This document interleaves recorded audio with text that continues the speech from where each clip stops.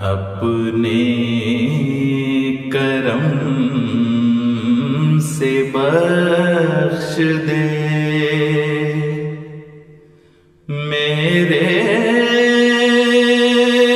خدا مجھے اپنے کرم سے بخش دے میرے خدا مجھے بیمار عشق ہوں تیرا دے تو۔ السلام علیکم ورحمۃ اللہ وبرکاتہ۔ آج وعلیکم السلام ورحمۃ اللہ وبرکاتہ۔ محض اللہ تعالیٰ کے فضل سے مجلس انصار اللہ سوئٹزرلینڈ کے پہلے آن لائن تربیتی فورم کا آغاز ہوتا ہے۔ اس آغاز میں خاکسار مکرم رفیع الدین ادریس صاحب سے درخواست کرتا ہے کہ وہ تلاوت قرآن کریم پیش کریں۔ السلام علیکم ورحمۃ اللہ وبرکاتہ۔ وعلیکم السلام ورحمۃ اللہ۔ اعوذ باللہ من الشیطان الرجیم، بسم اللہ الرحمن الرحیم۔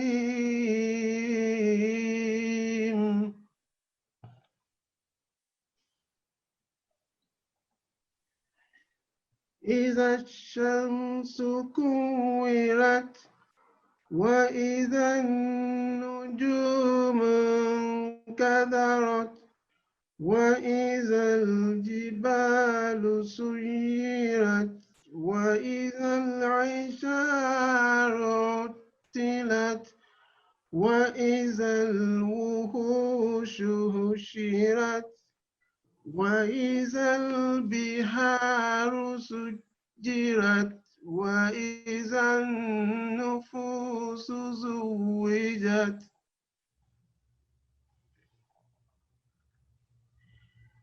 وَإِذَا النُّفُوسُ زُوِّجَتْ وَإِذَا الْمَوْءُودَةُ سُئِلَتْ بِأَيِّ ذَنبٍ قُتِلَتْ وَإِذَا الصُّحُفُ نُشِرَتْ وَإِذَا السَّمَاءُ كُشِطَتْ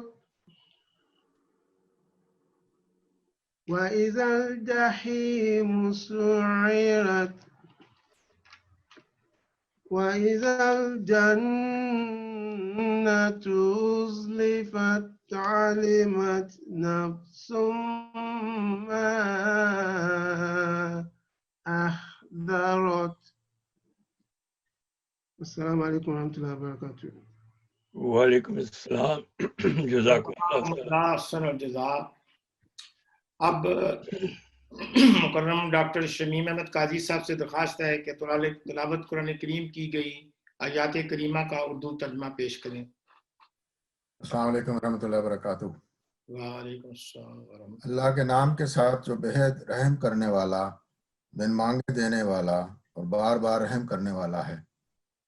جب سورج لپیٹ دیا جائے گا، جب ستارے مان پڑ جائیں گے اور جب پہاڑ چلائے جائیں گے اور جب 10 ماہ کی گھابن اونٹنیاں بغیر کسی نگرانی کے چھوڑ دی جائیں گی اور جب وحشی اکٹھے کیے جائیں گے اور جب سمندر پھاڑے جائیں گے اور جب نفوس ملا دیے جائیں گے اور جب زندہ درگور کی جانے والی اپنے بارے میں پوچھی جائے گی کہ آخر کس گناہ کی پاداش میں قتل کی گئی ہے، جب صحیفے نشر کیے جائیں گے اور جب آسمان کی کھال ادھیڑ دی جائے گی اور جب جہنم بھڑکائی جائے گی اور جب جنت قریب کر دی جائے گی، ہر جان معلوم کر لے گی جو وہ لائی ہوئی ہوگی۔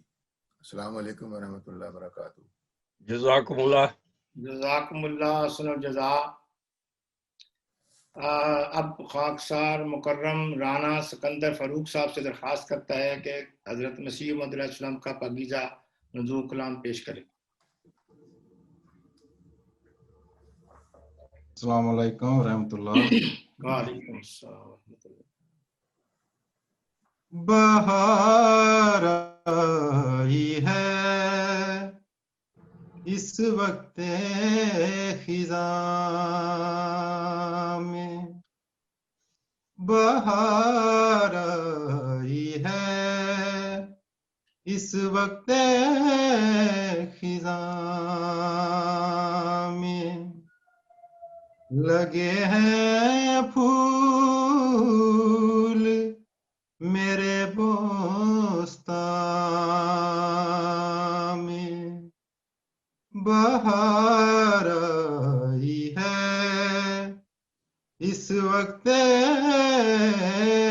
خزاں میں، عدو جب بڑھ گیا شور و فغاں میں،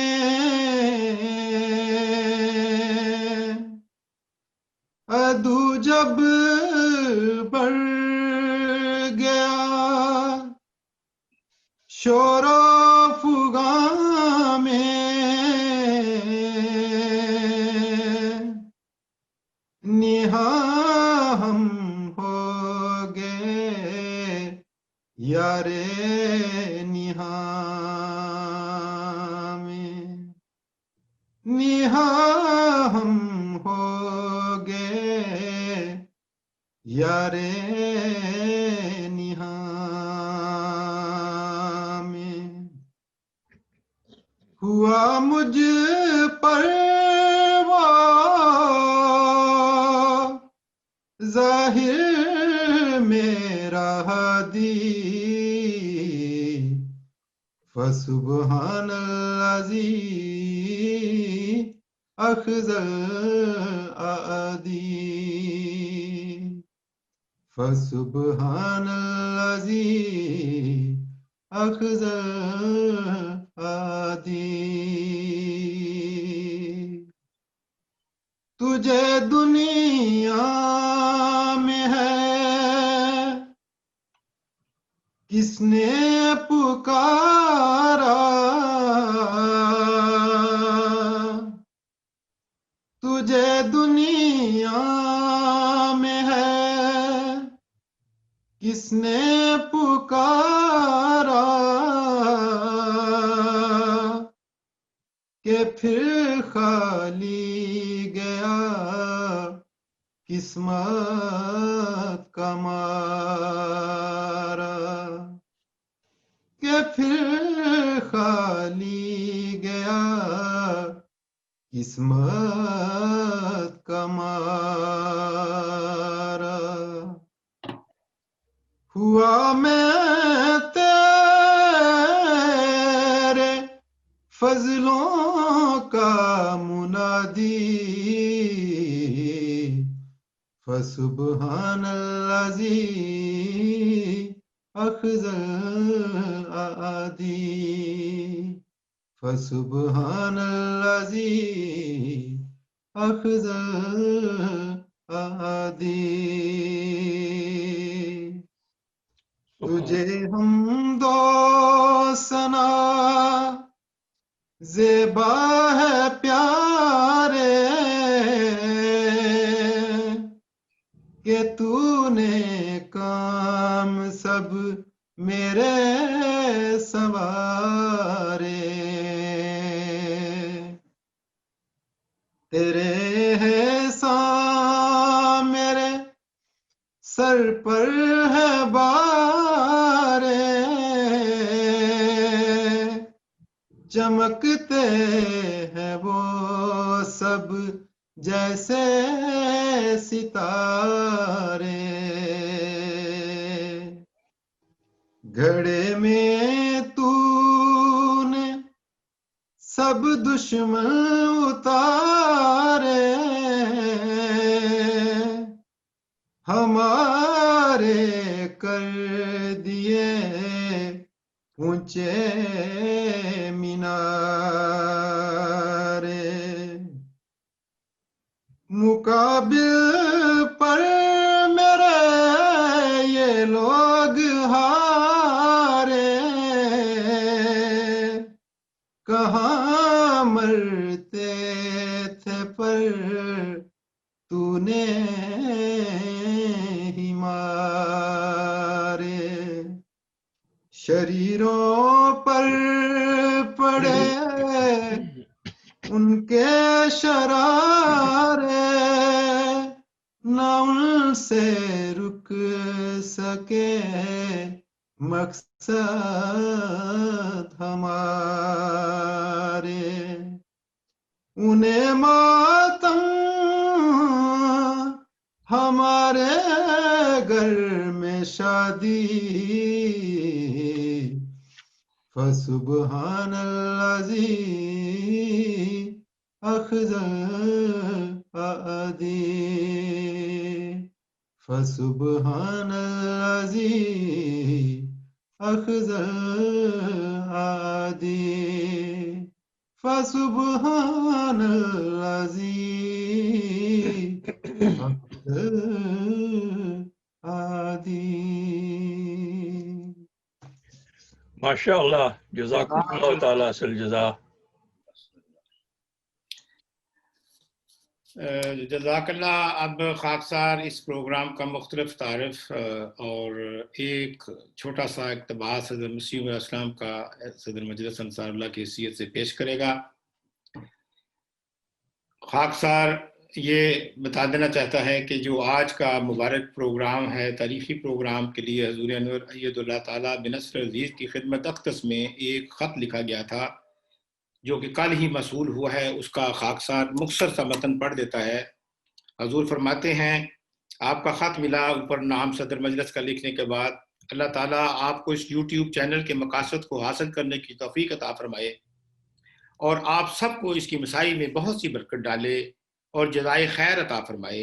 خدمات اور قربانیوں کو قبول فرمائے اور اخلاص و وفا کے ساتھ خدمت دینیاں بجا لانے کی سعادت عطا فرماتا چلا جائے اور اپنے خاص حفظ و ایمان میں رکھے.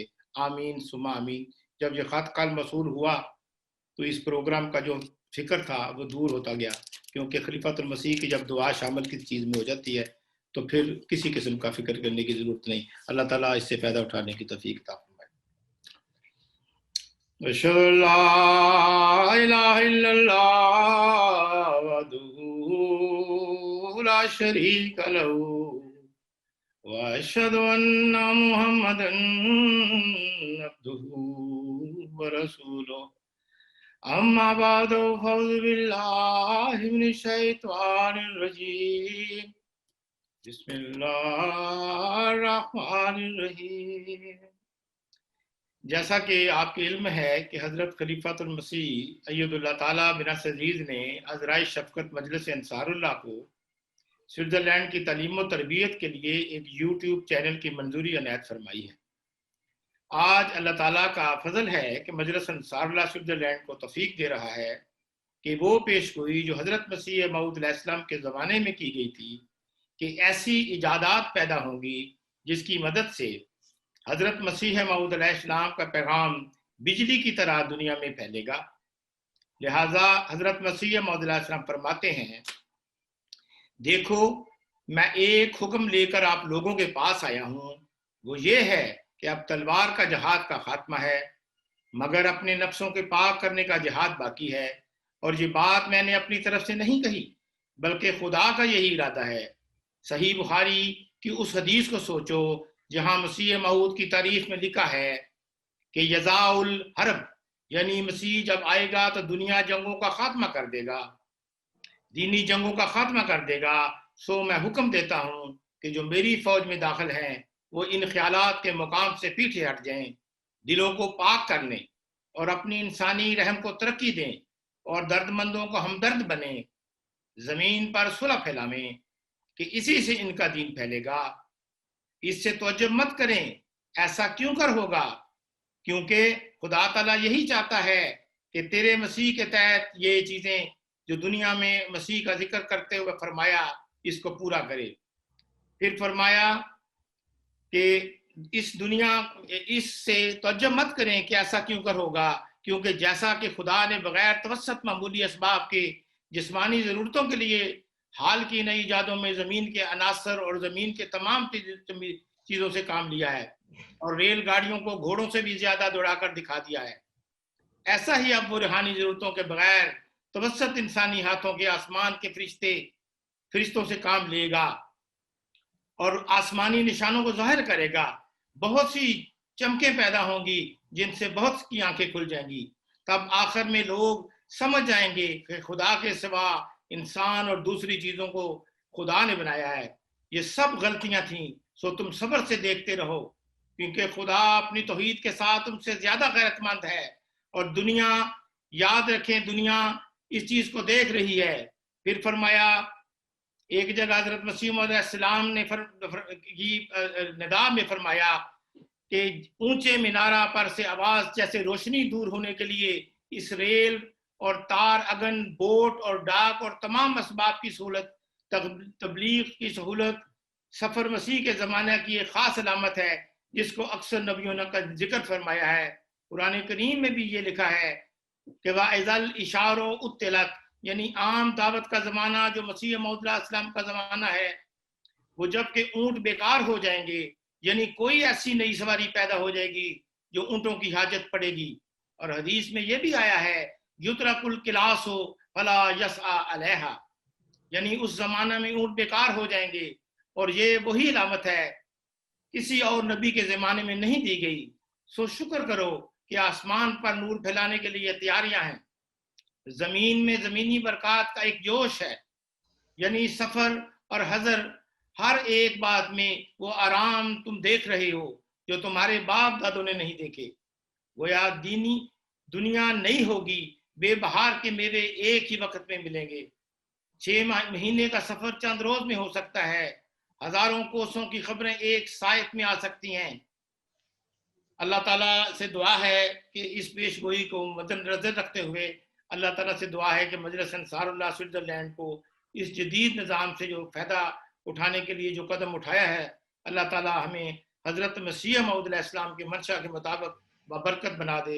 आमीन। अल्लाहुम्मा सल्लि अला मुहम्मद व अला आलि मुहम्मद व बारिक इन्नका हमीदुम मजीद।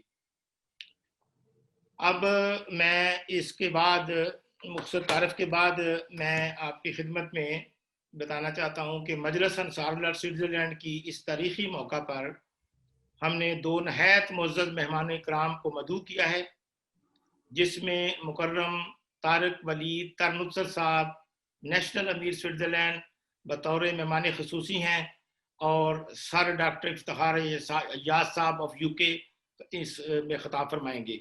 अब सबसे पहले मैं मोहतरम अमीर साहब से रिक्वेस्ट करता हूँ, it is my great pleasure and honour to invite respected अमीर साहब ऑफ स्विट्ज़रलैंड ऑन द तरबियत फोरम। आई हम्बल रिक्वेस्ट अमीर साहब to deliver this speech. जज़ाकुमुल्लाह। Assalamu alaikum wa rahmatullah. Alaikum assalam wa rahmatullah. أشهد لا إله إلا الله وحده لا شريك له ونشهد أن محمدا عبده ورسوله أما بعد فأعوذ بالله من الشيطان الرجيم بسم الله الرحمن الرحيم الحمد لله رب العالمين الرحمن الرحيم مالك يوم الدين إياك نعبد وإياك نستعين اهدنا الصراط المستقيم صراط الذين أنعمت عليهم غير المغضوب عليهم ولا الضالين آمين. Jazakallah an den Majlis Ansarullah, an das Majlis Ansarullah für die Einladung, dass ich heute eine Ansprache über das Thema des Gebets halten kann. Meine Ansprache sind die Worte des verheißenen Messias, die er in einer Ansprache gesagt hatte, was erschienen ist in Al-Hakam. Das Thema lautet: Sei aufrichtig und entschlossen in den Gebeten. Beten ist wie das Säen von Samen von einem Landwirt. Beim Säen eines Feldes bringt er das Samenkorn in die Erde. Wer kann zu jener Zeit erwarten, dass dieses Samenkorn heranreifen wird. Außerstehende und auch der Landwirt selbst können nicht sehen, dass das Korn in der Erde die Gestalt einer Pflanze annimmt. Aber die Realität ist, dass das Korn innerhalb weniger Tage eine Veränderung durchmacht und die Gestalt einer Pflanze annimmt, bis jene schließlich aus der Erde die Erde hervorsprießt und für jedermann sichtbar wird. Von dem Augenblick an, da das Korn in die Erde getan wurde, hat es sich darauf vorzubereiten begonnen, zu einer Pflanze zu werden. Aber das Auge, das nur Sichtbares erkennen kann, wird sich dessen nicht bewusst, bis ein Spross aus der Erde hervorkam und sichtbar wurde. Ein unwissendes Kind kann in jenem Stadium nicht begreifen, dass es erst zu der dafür vorbestimmten Zeit heranreifen wird. Es wünscht es sofort, heranreifen zu sehen, aber ein intelligenter Landwirt wird die Zeit seines Heranreifens kennen. Er kümmert sich standhaft darum und hegt es, bis die Zeit kommt, da es Früchte trägt und die Frucht heranreift. Desgleichen ist der Fall beim Beten, das auf dieselbe Weise genährt wird und Frucht hervorbringt. Jene, die in Eile sind, ermüden schnell und geben auf. Und jene, die standhaft sind, beharren und erreichen ihr Ziel. Es ist wahr, dass es beim Gebet viele Stufen gibt und die Betenden bringen sich um die Früchte ihrer Gebete ob ihrer Unkenntnis. Sie haben es eilig und können nicht warten, wohingegen es in den Werken Gottes des Allmächtigen Fortschritte gibt. Es geschieht nie, dass ein Mann heute heiratet und ihm morgen ein Kind geboren wird, obwohl Gott allmächtig ist und tun kann, was er immer will. So ist die Befolgung die von ihm bestimmten Gesetze und Systems dennoch erforderlich. In den ersten Stadien der Schwangerschaft ist, wie bei der Aufzucht von Pflanzen, nicht bekannt. 4 Monate lang gibt es keine Gewissheit. Dann bemerkt man eine Veränderung und nach Ablauf der vollen Zeitspanne wird nach großem Leid ein Kind geboren. Die Geburt des Kindes ist auch die Geburt der Mutter. Es ist für einen Mann schwer, sich einen Begriff von den Mühen und Leiden zu machen, die eine Frau während ihrer Schwangerschaft zu erleiden hat. Aber es ist wahr, dass die Ankunft eines Kindes für die Mutter ein neues Leben bedeutet. Sie muss einen Tod akzeptieren, um die Freude zu erleben, ein Kind zu erhalten. Ebenso ist es für einen Betenden erforderlich, dass er sich der Eile entledigen und alle Mühen erdulden und nie glauben sollte, dass das Gebet nicht erhört wird. Schließlich kommt die Zeit, da das Ergebnis des Gebets offenkundig gemacht wird. Das Kind, welches das Ziel ist, wird geboren. Das Gebet sollte bis ein Ergebnis zeitigt bis zum Äußersten fortgeführt werden. Ihr werdet gesehen haben, wie ein Stück Stoff unter einem Vergrößerungsglas gelegt wurde und die Strahlen der Sonne darauf konzentriert wurden und ihre Hitze den Grad erreichen, der den Stoff entzündet. Auf dieselbe Weise ist es erforderlich, dass das Gebet zu einer solchen Stufe gebracht wird, auf das es die Kraft des Verbrennens, der Verfehlung und Enttäuschung entwickelt und den Zweck erfüllt. Wecke einen lauten Ruf in dir, denn sein Wesen ist sehr erhaben. Man muss sehr lange mit dem Gebet beschäftigt sein und dann macht Gott, der Allmächtige, das Ergebnis offenkundig. Meine Erfahrung, die von der Erfahrung der Rechtschaffenen der Vergangenheit bestätigt wird, ist, dass Hoffnung auf Erfolg besteht.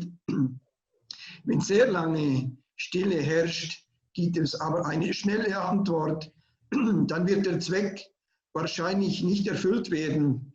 Wenn ein Bettler zu jemandem geht und ihn mit Demut und Eifer anbettelt und sich selbst, wenn er gerügt wird, nicht von der Stelle bewegt, mit seinen Bitten fortfährt, dann gibt der Angebettelte dem Bettler schließlich trotz seines Geizes etwas.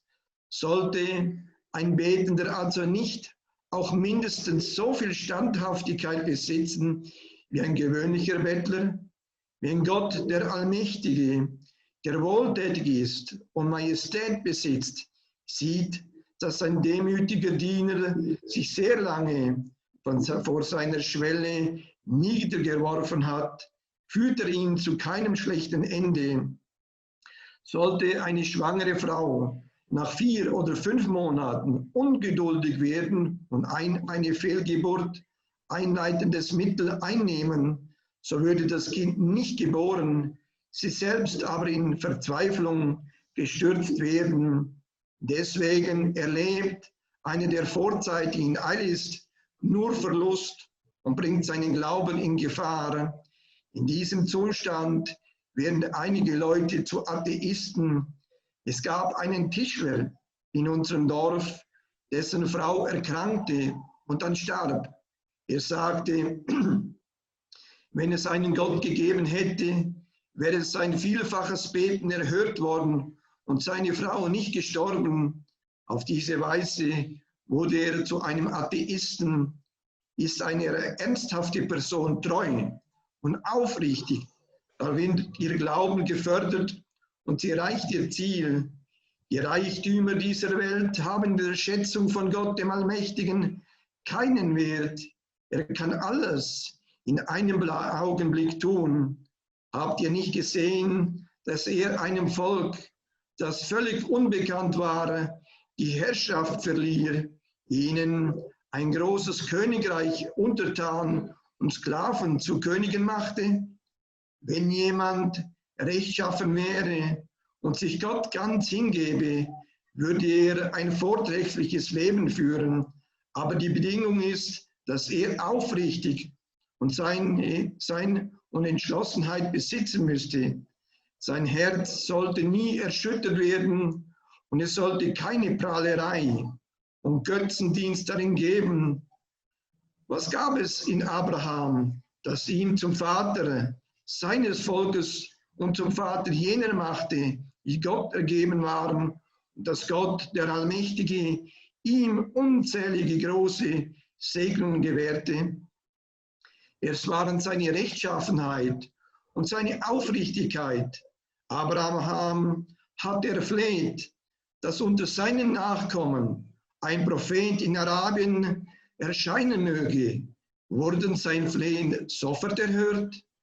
Wenn einer sehr lange Zeit, während einer sehr langen Zeitspanne nach Abraham, schenkte niemand jenem Flehen irgendwelche Aufmerksamkeit. Dennoch wurde es mit dem Erscheinen des heiligen Propheten sallallahu alaihi wasallam erfüllt. Wie großartig war dessen Erfüllung. Möge Allah uns befähigen, immer mit Geduld unsere Gebete zu verrichten. Amen.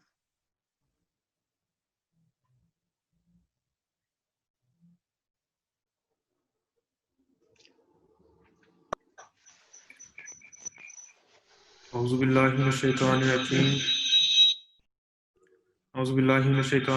Bismillahir-rahmanir-rahim. اب امیر صاحب نے جو خطاب فرمایا اس کا اردو ترجمہ پیش کیا جائے گا. امیر صاحب نے پہلے تو صدر مجلس انصار اللہ کا شکریہ ادا کیا کہ انہوں نے ان کو یہ موقع دیا اس بابرکت پروگرام میں شرکت کرنے کا. اس کے ساتھ نیشنل امیر صاحب نے حضرت اقدس مسیح موعود علیہ السلام نے جو خطاب 15 جنوری 1903 میں فرمایا تھا وہ اس کا ترجمہ آپ کے سامنے رکھا.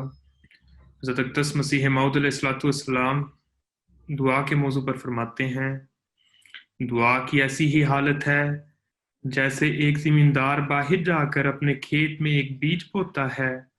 اب ظاہر تو یہ حالت ہے کہ اس نے اچھے بھلے اناج کو مٹی کے نیچے دبا دیا۔ اس وقت کوئی کیا سمجھ سکتا ہے کہ یہ دانہ ایک عمدہ درخت کی صورت میں نشو و نما پا کر پھل لائے گا؟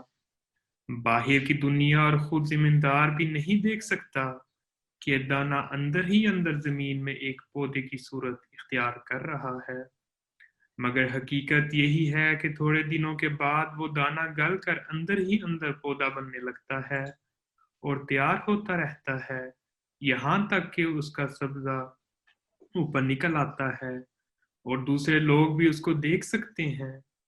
اب دیکھو، وہ دانہ جس وقت سے زمین کے نیچے ڈالا گیا تھا، دراصل اسی اشاع سے وہ پودا بننے کی تیاری کرنے لگ گیا تھا، مگر ظاہری نگاہ اس سے کوئی خبر نہیں رکھتی۔ اور اب جب کہ اس کا سبزہ باہر نکل آیا تو سب نے دیکھ لیا، لیکن ایک نادان بچہ اس وقت یہ نہیں سمجھ سکتا کہ اس کو اپنے وقت پر پھل لگے گا۔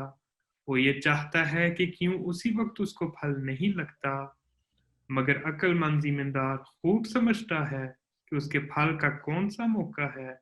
وہ صبر سے اس کی نگرانی کرتا ہے، غور برداشت کرتا رہتا ہے، اور اس طرح وہ وقت آ جاتا ہے کہ جب اس کو پھل لگتا ہے اور وہ پک بھی جاتا ہے۔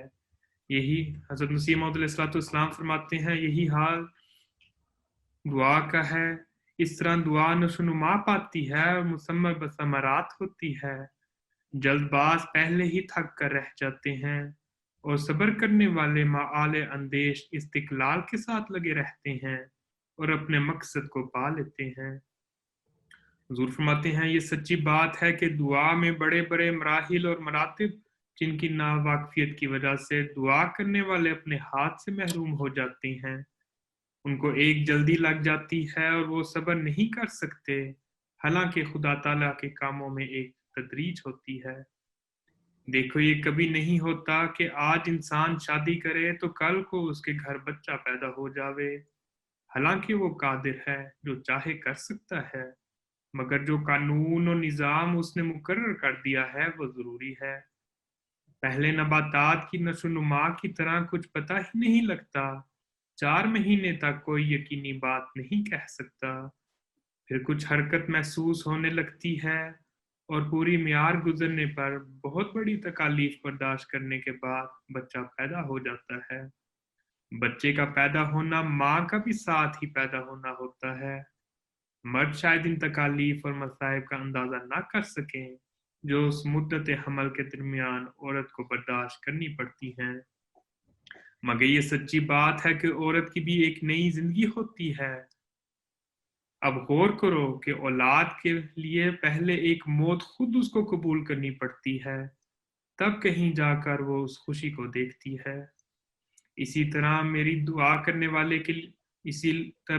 کرنے والے کے لیے ضروری ہوتا ہے کہ وہ تلون اور عجلت کو چھوڑ کر ساری تکالیف کو برداشت کرتا رہے، اور کبھی بھی یہ وہم نہ کرے کہ دعا قبول نہیں ہوئی۔ آخر آنے والا زمانہ آ جاتا ہے اور دعا کے نتیجے کے پیدا ہونے کا وقت پہنچ جاتا ہے، جبکہ مراد کا بچہ پیدا ہو جاتا ہے۔ دعا کو پہلے ضروری ہے کہ اس مقام اور حد تک پہنچایا جاوے جہاں پہنچ کر وہ نتیجہ خیز ثابت ہوتی ہے۔ جس طرح آتشی شیشی کے نیچے کپڑا رکھ دیتے ہیں اور سورج کی شعاعیں اس شیشے پر آ کر جمع ہوتی ہیں، اور ان کی حرارت وحدت اس مقام تک جا پہنچتی ہے جو اس کپڑے کو جلا دے، پھر یکا یک وہ کپڑا جل اٹھتا ہے۔ اسی طرح ضروری ہے کہ دعا اس مقام تک جا پہنچے جہاں اس میں وہ قوت پیدا ہو جاوے کہ نامرادیوں کو جلا دے اور مقصد مراد کو پورا کر لینے والی ثابت ہو جاوے۔ حضرت مسیح موعود علیہ السلام فرماتے ہیں، مدت دراز تک انسان کو دعاؤں میں لگے رہنا پڑتا ہے، آخر خدا تعالیٰ ظاہر کر دیتا ہے۔ میں نے اپنے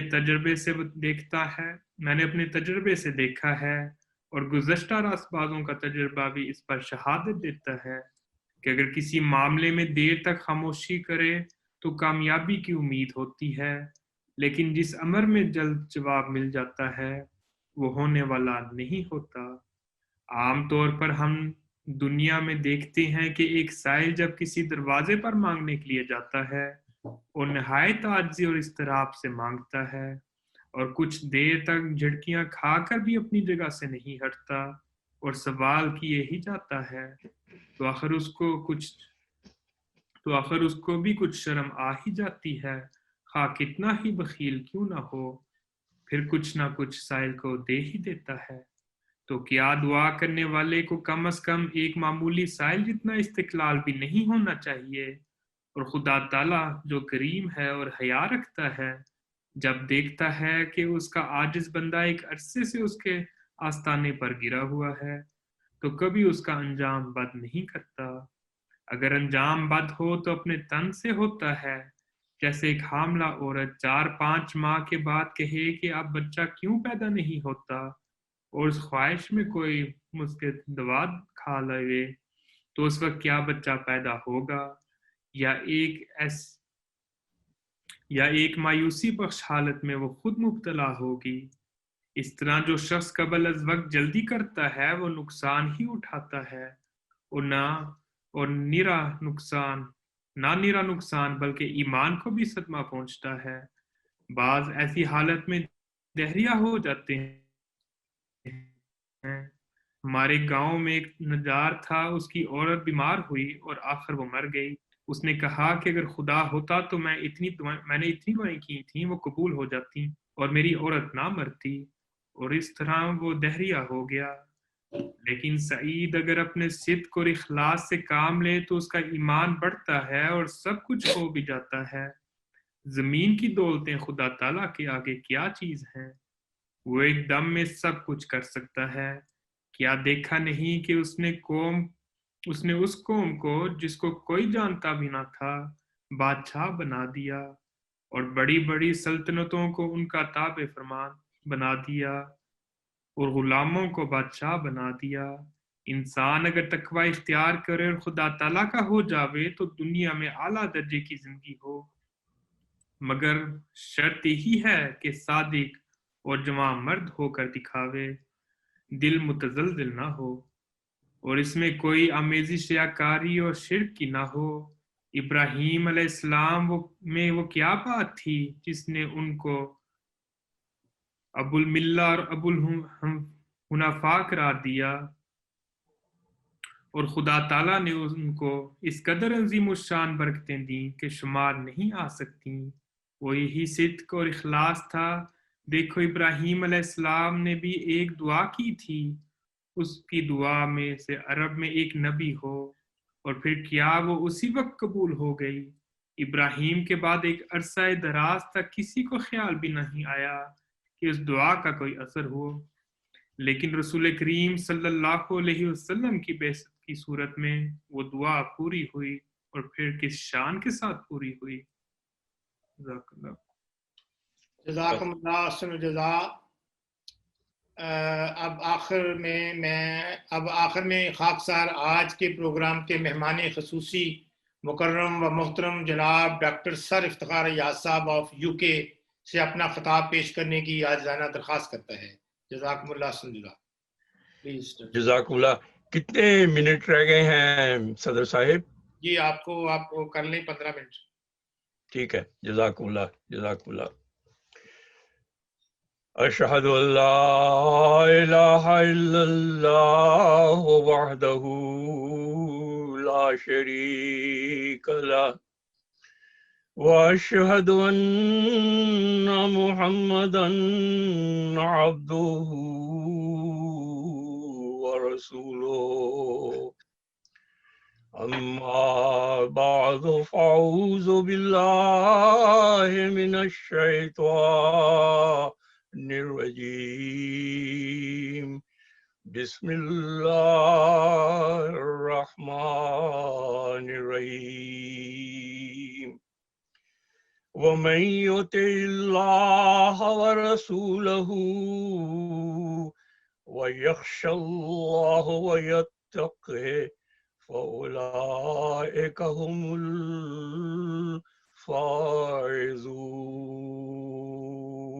الفائزون۔ What a great honor for me to join you in today's historic program. The very first words that I have is that Allah bless this initiative immensely and make it so successful that it becomes a matchless, exemplary program for the rest of the world. First of all, I started to speak in English because I wanted to say these words so that Amir Sahib can understand, because first and foremost, he is the one who deserves our Mubarakbad, our congratulations, because he is the head, the Amir of the Jamaat of Switzerland. And obviously, Majlis Ansarullah Switzerland is inspired not only by his wise teaching and instructions, but also by his inspiration and leadership. So Allah bless him with very long life and bless his efforts to continue to raise the levels and standards of Jamaat Ahmadiyya, particularly Ansarullah in Switzerland.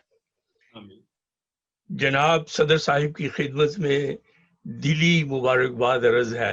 ایک بہت بڑی کامیابی ہے، ایک تاریخی کامیابی نہیں بلکہ عالمی سطح پر بھی ایک کامیابی ہے، کیونکہ آج تک کسی مجلس انصار اللہ کو دنیا کے کسی حصہ میں بھی اس قسم کا پروگرام جو ہے اس کو جاری کرنے کی توفیق نہیں ملی. لیکن اس کے ساتھ میں یہ کہنا چاہتا ہوں سارے انصار بھائیوں کو، خاص طور پہ سوئٹزرلینڈ کے، کہ یہ جو عظیم قدم آپ نے اٹھایا ہے اور یہ جو عظیم کامیابی آپ نے حاصل کی ہے، اس کے ساتھ آپ کی ذمہ داریوں میں بہت زیادہ اضافہ ہو جاتا ہے. جب آپ نے ایک قدم اٹھایا ہے کہ آپ تربیتی فورمز کریں گے جو ساری دنیا کے لیے ہوں گے، تو آپ کی آواز جو ہے وہ ساری دنیا کے کناروں تک پہنچے گی، اور اس وقت پہنچ رہی ہے یوٹیوب کے ذریعہ. لیکن یہ جو کام ہے، یہ جو دنیا میں تبدیلیاں لے کے آنی ہیں، یہ جو دنیا میں پیغام پہنچانے ہیں، یہ صرف الفاظ تک ہی محدود نہیں ہو سکتے. ان میں سب سے جو بڑی چیز ہے وہ انسان کا عمل ہے. تو اگر ہم نے یہ قدم اٹھایا ہے کہ ہم نے ساری دنیا کے انصار اور جماعتوں کی تربیت کو بہتر بنانا ہے، تو سب سے پہلے تو اپنے گریبان میں جھانکنے کی ضرورت ہے کہ ہماری اپنی تربیت کا جو معیار ہے وہ کس لیول پہ پہنچا ہوا ہے اور ہماری کیا کمزوریاں ہیں. ہماری جو محبت، اتفاق اور اطاعت کے جو ہمارے معیار ہیں وہ کہاں پہنچے ہوئے ہیں اور کہاں ہونے چاہیے ہمارے پیارے امام کی توقع کے مطابق. تو اس سلسلہ میں یہ خاص طور پر شروع میں ہی میں عرض کرنا چاہتا ہوں کہ اس مبارکباد کے ساتھ یہ بھی ضروری کہنا ہے کہ سارے جو انصار اللہ کے خاص طور پہ عاملہ کے ممبرز ہیں وہ اس کام کو اپنے کندھوں پہ بڑی ذمہ داری کے ساتھ اٹھائیں، اور سب سے پہلے دیکھیں کہ وہ اپنی ذمہ داریوں کو کیسے نبھا رہے ہیں. صدر صاحب کے جو احکام ہیں انصار اللہ کی خدمتوں کے بارے میں، یا امیر صاحب کے جو احکام ہیں جماعت کی خدمتوں کے بارے میں، ان پر کتنا عمل ہو رہا ہے، کیسے عمل ہو رہا ہے، میں کتنا وقت دے رہا ہوں، میرے دل میں کتنی امنگ اور تمنا اور میرے دل میں کتنی خواہش ہے کہ میں وہ سب کام جو ہیں وہ ایسے طریق پہ کر سکوں کہ ان کی کوئی مثال نظر آئے.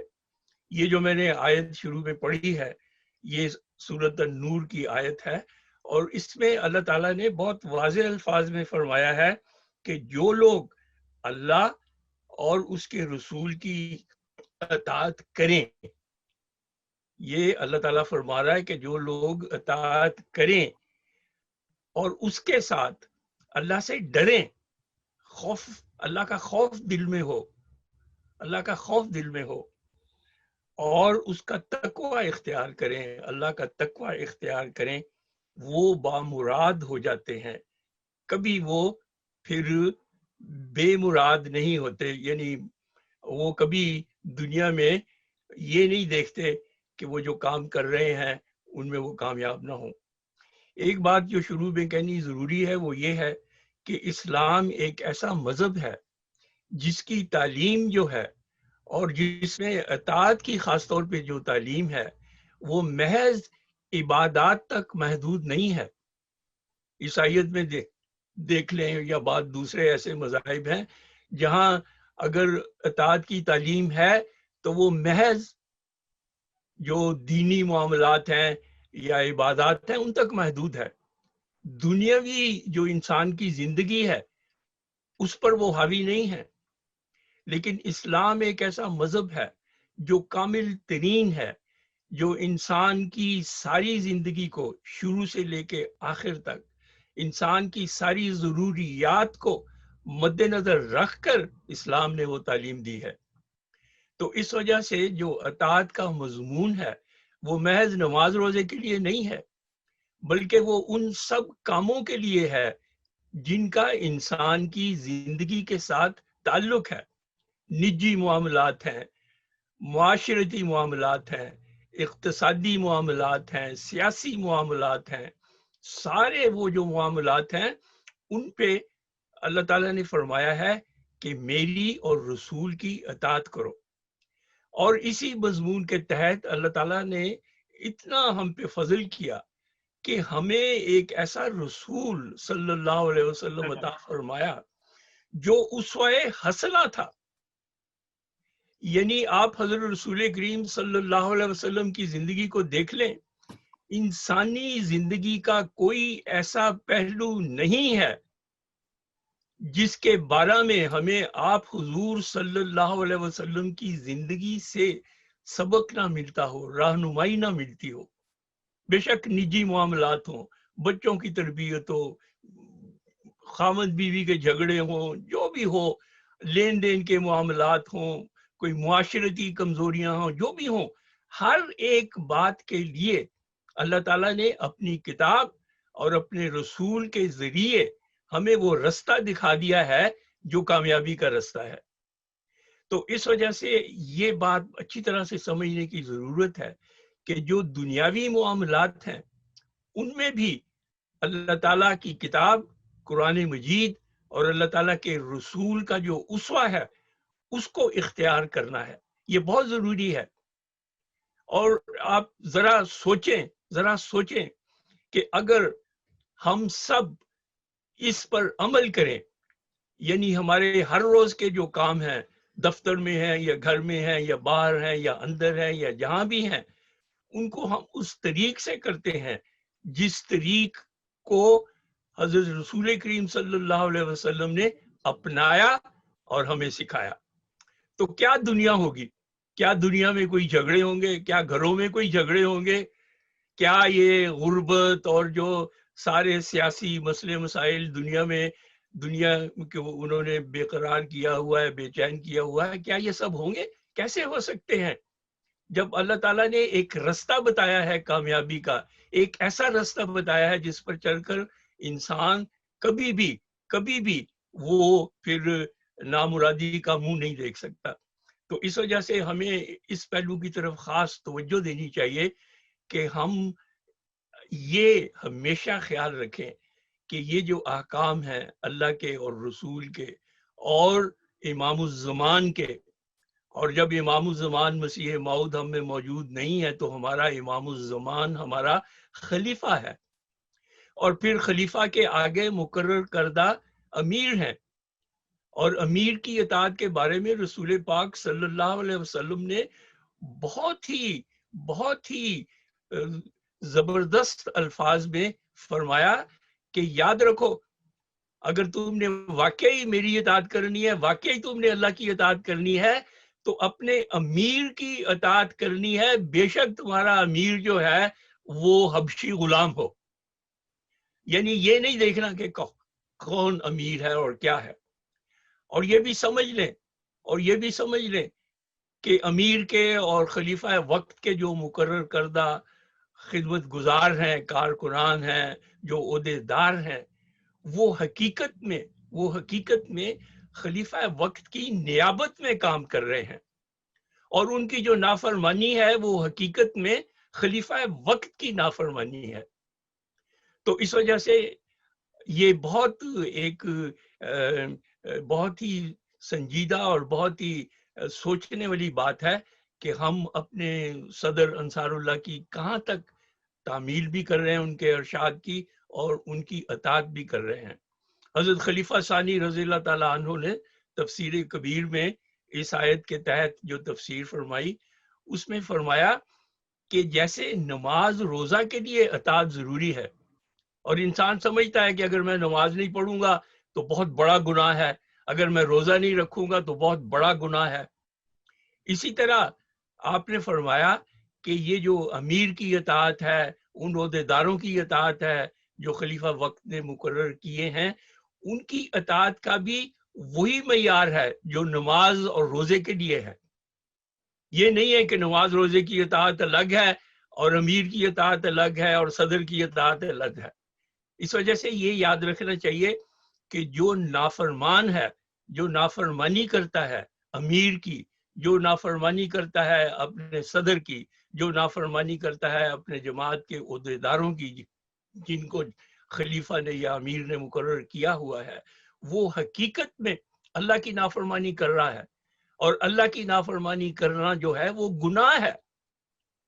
تو یہ سمجھنے والی بات ہے کہ اگر ہم یہ اطاعت نہیں کر رہے تو حقیقت میں ایک گناہ ہے جو ہم پر پڑتا ہے اور اس کی سزا ہے۔ تو اس وجہ سے ہمیں ان چیزوں کو بڑی سنجیدگی سے لینا چاہیے اور اپنے ذہن میں سوچنا چاہیے کہ ہم کہاں ہیں، کون ہیں، ہماری ذمہ داریاں کیا ہیں اور ہم نے کیا کرنا ہے۔ حضرت مسلم موعود رضی اللہ تعالیٰ عنہ نے شروع میں ہی فرمایا کہ انصار اللہ کی جو تنظیم ہے در حقیقت اسی غرض کے لیے کی گئی ہے کہ آپ لوگ خدمت دین کا پاک اور بے لوث جذبہ اپنے اندر زندہ رکھیں، اور وہ امانت جسے آپ نے اپنے بچپن اور جوانی میں سنبھالا اور اسے ہر قسم کے خطرات سے محفوظ رکھا، اس کی اب پہلے سے بھی زیادہ نگہداشت کریں، اور اپنے بچوں اور نوجوانوں کو بھی اپنے قدم بقدم چلانے کی کوشش کریں۔ تو اصل میں کہنے کا یہ مطلب ہے کہ جب انصار اللہ کی عمر کو پہنچتے ہیں تو وہ سیکھنے کا دور نہیں ہوتا، وہ سکھانے کا دور ہوتا ہے۔ وہ سیکھنے کا دور نہیں ہوتا، وہ سکھانے کا دور ہوتا ہے۔ ایک بہت بڑی ذمہ داری ہے کہ اگلی نسل کی ہم نے تربیت کرنی ہے، اگلی نسل کا جو تعلیمی معیار ہے اس کو ہم نے تسلی بخش بنانا ہے، تاکہ ہم ایسے لوگ اپنے بعد چھوڑ کے جائیں جو صحیح طور پر ہمارے جانشین ہوں، اور نہ صرف وہ اسلام احمدیت کا پیغام دنیا کے کناروں تک پہنچانے والے ہوں، بلکہ وہ مثالی ماڈلز ہوں اسلام کی تعلیم کے۔ تو اس طرح سے ہر ایک جو ناصر ہے اس کو اسلامی تعلیم، احمدیت کی تعلیم، تربیت، ان چیزوں کا ماڈل بننے کی ضرورت ہے۔ ہر ایک ناصر جو ہے وہ اپنی جماعت میں ایک روشنی کا مینار بنے، تاکہ اس کی روشنی سے پھر باقی جو جماعت ہے، خدام ہے، اطفال ہیں، لجنہ ہے، وہ سارے وہ چیزیں سیکھیں جن کے سیکھنے سے ہی انسان صحیح رنگ میں مسلمان اور احمدی بن سکتا ہے۔ تو یہ چیزیں جو ہیں یہ بہت اہم ہیں۔ تو یہاں پر ہم اپنے آپ کو مبارک کا مستحق سمجھتے ہیں اور سمجھنا چاہیے، کیونکہ یہ ایک بہت بڑی سعادت، ایک بہت بڑی خدمت ہے جس کی اللہ نے ہمیں توفیق دی ہے۔ وہاں ہمیں اپنے جو فرائض ہیں ان کی طرف زیادہ توجہ دینی چاہیے۔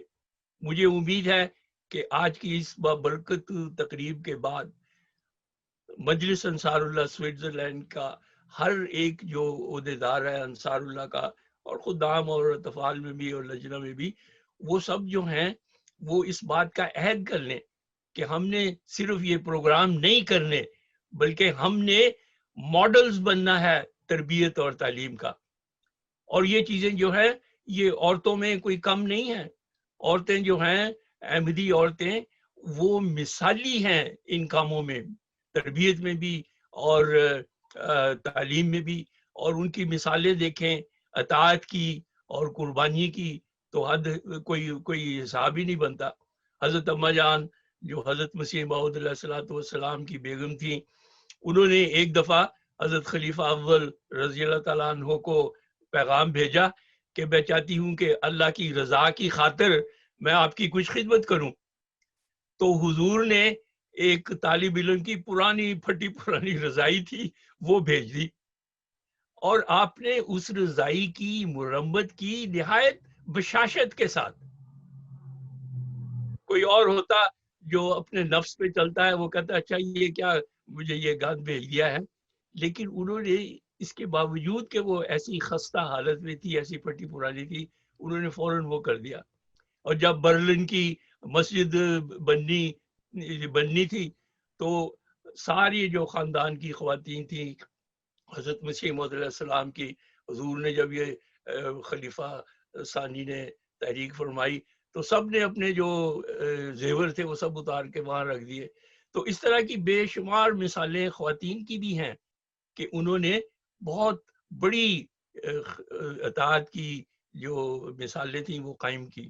تو آخر میں یہ کہنا چاہتا ہوں, آپ کو پتہ ہی ہے ہمارے پاس اتنا وقت نہیں ہے, تو انشاءاللہ یہ باتیں پھر اللہ موقع دے گا تو کریں گے. آخر میں یہ کہنا چاہتا ہوں کہ انسان کی سب سے بڑی جو کمزوری ہے, سب سے جو بڑی کمزوری ہے وہ یہ ہے کہ وہ بجائے خدا اور رسول اور امیر اور اس کے قائم کردہ عہدے داروں کے اپنے نفس کی اطاعت کرتا ہے. تو اسی وجہ سے حضرت مسیح موعود علیہ الصلوۃ والسلام نے فرمایا کہ سب سے پہلے جو بڑی چیلنج ہے آپ کے لیے وہ یہ ہے کہ اپنے نفس کو کچل دے, ختم کر دے اپنے نفس کو. حضرت خلیفہ اول رضی اللہ تعالیٰ عنہ نے کیا خوب فرمایا کہ جب آپ بیعت کر لیتے ہو تو اطاعت کی جو روح ہے وہ ایسے ہے کہ اپنے آپ کو ایسے بنا لو جیسے میت غسال کے ہاتھ میں ہوتی ہے. یعنی وہ میت جو ہے وہ کچھ کر ہی نہیں سکتی, جو غسال کرے وہ کرے. تو اسی طرح آپ نے فرمایا کہ انسان ایسا ہو جائے کہ جو اللہ کرائے, جو اس کا رسول کرائے, جو اس کا امیر کرائے, جو امیر کے کردہ مقرر کردہ جو عہدیدار ہیں وہ کرائیں, بس ادھر کریں تو ادھر ہو جاؤ, ادھر کریں تو ادھر ہو جاؤ. یعنی ایسا جذبہ ہو کہ انسان اپنے آپ کو اس اطاعت میں فنا کر دے, اس کا نفس جو ہے وہ اس کو بالکل کچل دے, اس کی بالکل سننی نہیں نہ ماننی ہے. تو اصل میں جو پھسلتے ہیں اطاعت کی روح سے وہ اسی وجہ سے پھسلتے ہیں کہ وہ اپنے نفس کو قابو نہیں کر سکتے, اپنے نفس کی وہ نیچے آ جاتے ہیں, اس کے تحت آ جاتے ہیں. تو یہ چیزیں جو ہیں یہ بہت اہمیت رکھتی ہیں, اور آپ کو ماشاءاللہ اس مضمون کا بہت اچھی طرح سے پتہ ہونا چاہیے. اور ہر ایک جو ناصر ہے اس کو چاہیے کہ وہ اپنے میدان میں پوری کوشش کرے, کیونکہ جب تک اطاعت کا جذبہ نہیں ہوگا, اطاعت کے معیار بلند نہیں ہوں گے اور کچھ بھی نہیں ہو سکتا, کیونکہ یہ جڑ ہے ساری نیکیوں کی, ساری کامیابیوں کی. اور انسان نہ دین میں کامیاب ہو سکتا ہے نہ دنیا میں کامیاب ہو سکتا ہے. تو اس وجہ سے یہ اطاعت کا سبق سب کو صرف سکھانے کی ضرورت نہیں ہے, بلکہ اطاعت کے معیار بلند سے بلند ترین کرنے کی ضرورت ہے. اور اللہ تعالی ہمیں سب کو اس کی توفیق عطا فرمائے, کیونکہ یہی ایک رستہ ہے جس سے ہم اپنے پیارے خلیفہ حضرت امیر المومنین ایّد اللہ تعالیٰ بنصر العزیز کے سلطان نصیر بن سکتے ہیں, اور اپنی جماعت کے امیر کے بھی سلطان نصیر بن سکتے ہیں, اور اپنے صدر کے بھی سلطان نصیر بن سکتے ہیں.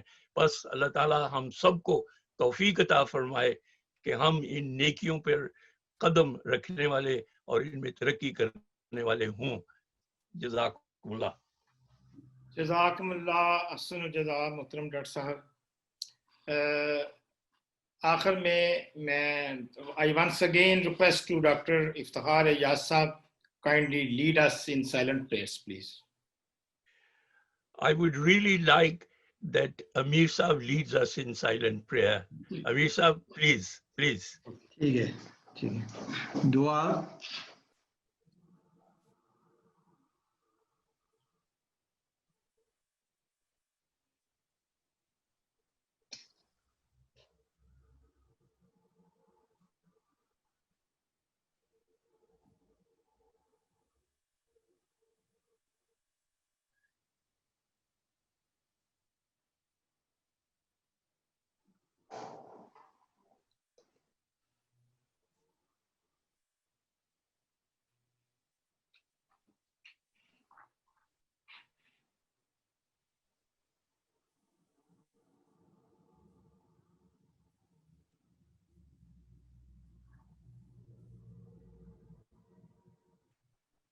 آمین.